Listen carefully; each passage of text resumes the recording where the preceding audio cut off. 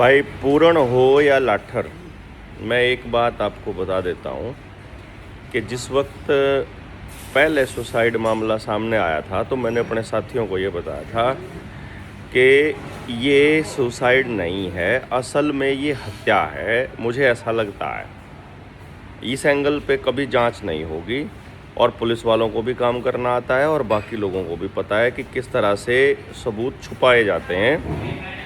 चाहे वो नोट है, चाहे उसके आत्महत्या के कारणों की जांच है, वो कभी पूरी नहीं होगी, मैं आपको पहले बता रहा हूँ। या फिर चूंकि उनकी पत्नी जो है उस का टारगेट जो है वो डीजीपी है, अगर मान लीजिए, तो अब इसमें 3-4 खेल हो रहे हैं। मुझे जहाँ तक लगता है वो जो डीजीपी है वो रास्ते का मतलब कांटा बन रहा है अगर, और ये बात को सुन नहीं रहा है तो एक को मरवा दो, दूसरे के ऊपर उसकी आत्महत्या का कारण थोप दो, तो 2 कांटे एक साथ निकलते हैं।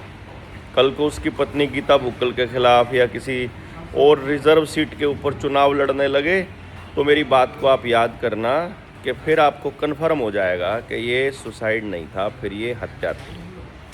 और जहाँ तक मैं एएसआई के आत्महत्या की बात कर रहा हूँ, ये भी मुझे मर्डर लग रहा है। इसमें भी मर्डर करने के लिए उकसाया गया है या दबाव बनाया गया है, और इस खेल को वो आदमी कभी नहीं समझ पाएंगे जो केवल उतना ही देख पाते हैं जितना सामने से दिखाई दे रहा है।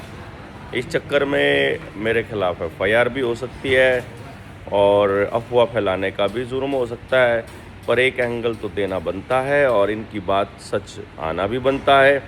हमने एक पॉइंट रखा है, इस पॉइंट पर भी जांच हो जाए।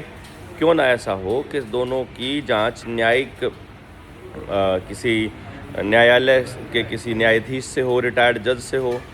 और अगर आपको ये लगता है कि पुलिस सही जांच करेगी इसके अंदर, तो फिर ये आपका वहम है, क्योंकि इसमें सीधे सीधे मुख्यमंत्री का हाथ हो सकता है और इसमें वो शामिल हो सकता है, बल्कि इसने करवाया हो सकता है। और ये खेल आम लोगों को समझ में नहीं आएगा, ये कन्फर्म है।